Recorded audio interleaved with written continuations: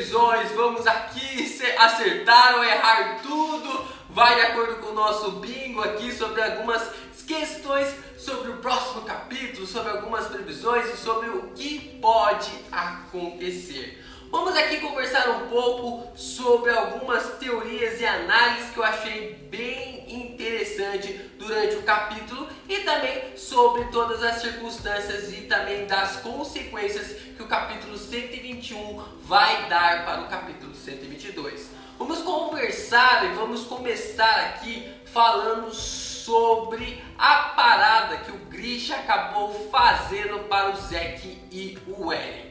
O próprio Grisha, no capítulo 121, depois de receber as memórias ali do futuro do Eren, né, naquela coisa de toda aquela circunstância que estava acontecendo, pede para o próprio Zack parar ali o Eren. Mas antes dele falar isso, antes dele falar para o próprio Zack parar o Eren, ele acaba meio que gostando ou não daquelas visões, fica meio ambíguo, não dá para se ter uma noção de que ele realmente gostou ou não, mas tudo aquilo ele faz para que o Zack acabe parando o Eren. E basicamente quando a gente tem essa circunstância de que o Zack teria que parar o Eren, parece algo meio estranho, porque alguma coisa teria que acontecer. Porque lá dentro daquele lugar onde o Eren e o Zack e a personificação da Ymir estão ali naquele exato momento, o fato é que o Eren não tem um controle da coordenada naquele lugar. E que tudo aquilo só poderia acontecer se o próprio Zack tivesse dado a palavra. Mas durante todo esse mês de setembro que a gente acabou mastigando, conversando, se você não faz parte do grupo de Shingeki, o link está aqui na descrição desse vídeo para você poder ir lá discutir, porque vai rolar spoilers, vai rolar várias imagens, muitas coisas, até a estreia do capítulo que deve ser entre o dia 5 ao dia 7 ali de outubro. E tudo que a gente chega à conclusão sobre essa cena envolvendo o Eren e também o próprio Grisha e o Zack é que tudo isso foi como se um disparo tivesse que acontecer. É como se a coordenada fosse um revólver, né? E o único que pudesse dar o tiro era o próprio Zack. E a munição ali é a personificação da própria Ymir. Então quando o Zack dá a ordem para a própria Ymir ir ali esterilizar todos os Eldianos para que eles não pudessem mais reproduzir, alguma coisa parece estranha nessa ordem, porque o Eren, ele realmente não tinha um ponto de vista, ele não observou toda essa circunstância, ele não tinha essa visão do futuro, mas o Grisha deixou bem claro que é o plano do Eren que vai dar certo, não é o plano do Zack. O Isayama já deixou bem claro na sua história que o plano final que vai acontecer é o plano do Eren. Por mais que a gente não goste, por mais que muita gente não goste dos planos que o Eren está colocando e das consequências que acabou acontecendo por causa desse plano, o Grisha já deixou com todas as palavras e letras de que é o plano do Eren que vai ser executado. Então, se a gente chegar nessa conclusão de observar essas palavras do Grisha e tentar encaixar tudo isso, não faz sentido que o próprio Zack tenha dado esse disparo para que o próprio Eren conseguisse controlar o fluxo da coordenada, porque o único que podia dar o disparo desse revólver era o próprio Zack. Ali, depois que a munição já estava ali, em direção ao seu alvo, o próprio Eren poderia sim mostrar qual era o objetivo e qual era a finalização daquela munição. Eu acredito que um ponto bem crucial no final do capítulo, na última frase do Zack, de que depois que a ordem era dada para a personificação da Ymir, ninguém poderia mudar a cabeça da personagem. Mas o que será que poderia acontecer com o personagem quando o próprio portador do Titã Primordial encostasse nela. É aqui que a gente vai discutir que finalmente chegou a hora da gente acompanhar o passado de Ymir Friths e o que vai acontecer com esse encontro cabuloso que promete parar o mês de outubro. Eu tinha conversado com muita gente no grupo de Shingeki no Kyojin, inclusive o título desse vídeo é sobre como seria fantástico se a Ymir já estivesse esperando o próprio Eren, né? A gente tinha comentado de que se a própria personagem recebesse o nosso protagonista como finalmente você veio, Eren, ou finalmente você veio até a mim, e toda essa expectativa e perspectiva dos dois personagens, dessa origem ali do demônio e também da portadora dos titãs, todas essas consequências. Será que teremos respostas finalmente nos próximos capítulos? Ou o Isayama vai trollar, vai dar uma das suas trolladas como tem feito várias e várias vezes? Eu acredito que basicamente o próprio autor vai nos dar algumas respostas, não todas, porque eu ainda acho que a história ainda vai render até o capítulo 130 e toda essa conclusão que a gente está acompanhando na obra ainda tem muita fundamentação para ser trazido em apenas 8 capítulos, e que toda essa apresentação e toda essa contracenação dos dois personagens pode ser fundamental para muitos desenvolvimentos. Eu espero que pelo menos algumas respostas não sejam dadas, né? Por se a Ymir era uma escrava, se a Ymir fazia parte da família Friths, se a Ymir era uma bastarda, se a própria Ymir era basicamente da teoria igual a Joana Dark, que era aquilo que eu acabei trazendo aqui no canal. Precisamos de respostas aí, Ama, pelo amor de Deus. Tem muita coisa que a gente quer saber do passado da personagem, sobre a origem dos titãs, e que todo esse inferno que está acontecendo na vida dos eldianos e que todo o preço que o Eren está tentando pagar para que os próprios Eldians sejam realmente livres e libertos de todo o jugo, de toda a escravidão e também de toda a opressão que eles acabaram causando durante todo esse tempo, desde quando a Ymir acabou fazendo esse maldito pacto com esse demônio.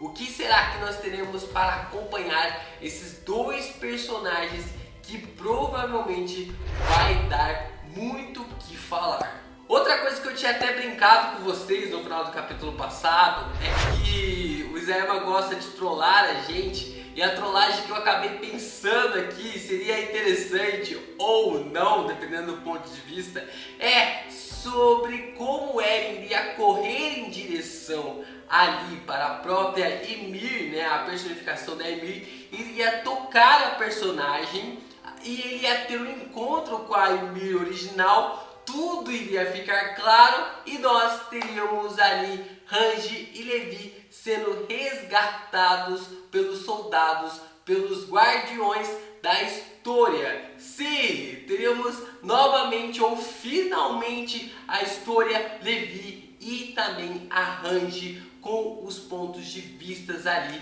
dos três personagens. Nós sabemos que devem haver médicos preparados naquele lugar para realmente dar a luz, né, para ajudar a história a dar a luz ali ao seu filho. Então eu acredito que o melhor lugar para o Levi ir parar e ser resgatado neste exato momento, como eu já disse aqui num vídeo específico, seja o lugar aonde a história está neste exato momento. E que por mais que seja uma quebra de expectativa gigantesca da aparição ali do Levi, da Hanji e da história, cara, seria de uma vez por todas pra gente provavelmente enterrar todo esse questionamento sobre se o capitão está vivo ou não. E que através dos olhos da história ou através da fala da própria personagem, nós finalmente entenderíamos o que está passando na cabeça do Eren e qual é o seu plano final. O que ele está pensando? Será que é a planificação de todo mundo? Porque o Isayama não nos dá esperança nenhuma de que a humanidade, de que o resto da humanidade vai passar batido sobre essas circunstâncias que esses 102 anos acabaram causando na cabeça do nosso protagonista. Toda essa construção que a gente acabou acompanhando pode ser fundamental ali na vida e também na perspectiva dos olhos da nossa rainha, que acabou concedendo muitos pontos desde quando o Eren foi falar com ela e ela aceitou livremente todo o planejamento do personagem. E para encerrar esse vídeo, não tem como deixar de falar sobre o possível título do capítulo 122. Podemos traduzir como o despertar do rugido. Sim, gente, o despertar do rugido. Muita coisa pode ser realmente colocado na história através desse título, mas quando a gente vê um título sobre rugido ou sobre grito, né, pode ser também o despertar do grito nessa tradução, a gente consegue logo ligar ao que? Ligar a bendita da coordenada, ligar também alguns pontos que podem levar ao estrondo, pode levar ao tremor de terra. E isso acaba nos deixando aflitos, porque, cara, o Isayama está caminhando a sua história praticamente para isso, para que o estrondo realmente aconteça e que a humanidade deixe de existir e que só os eldianos fiquem vivos. Outro ponto que pode ser o despertar do rugido ou despertar do grito é também o despertar da Annie, né? Que eu não acho que tipo, cara, 0,5%, para não falar 0, 0,5% de chances da Annie aparecer agora do nada e acordar assim de uma hora para outra. Mas a gente observa que existe uma teoria de que a Annie iria realmente acordar, ela iria gritar ali no lugar onde ela está e iria trazer todos os titãs que foram transformados pelo Zeke para ela conseguir matar ou cristalizar eles ou algo desse tipo. Eu não acredito muito nessa ideia, eu não acho que o Isayama vai dar prioridades para a Annie nesse exato momento. Nós temos alguns pontos mais importantes, nós temos o encontro do Eren com a Ymir, ou Range, Levi e Historia. Depois lá, muito para baixo, nós vamos ter ali uma expectativa sobre a Annie. Mas a história não é minha, a história é do Isayama, que tem feito a gente todo mês ficar maluco da cabeça sobre essas circunstâncias e possibilidades que podem acontecer em Shingeki. Bom, pessoal, espero que vocês tenham gostado desse vídeo. Um vídeo sobre previsões, uma conversa, um bate-papo bem rápido aqui pra gente poder entrar neste mês de outubro pra teorizar, conversar, discutir ainda mais sobre as previsões do capítulo 122.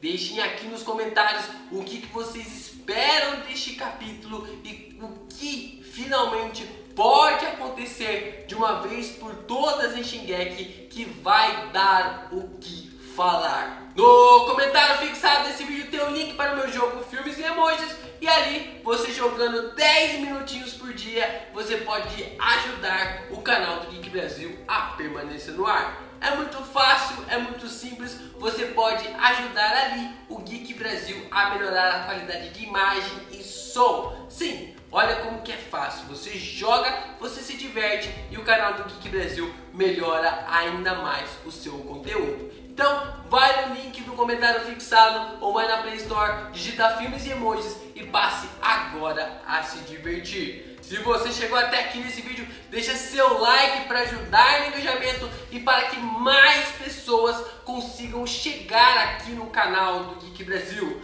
Também se inscreva se você é a primeira vez que está por aqui. Seja bem-vindo ao canal do Geek Brasil. E assim como os velhos inscritos já fazem, compartilhem com seus amigos para que mais e mais pessoas cheguem aqui no canal e a gente consiga bater 5.000 inscritos de uma vez por todas. Isso é tudo, pessoal! Vai!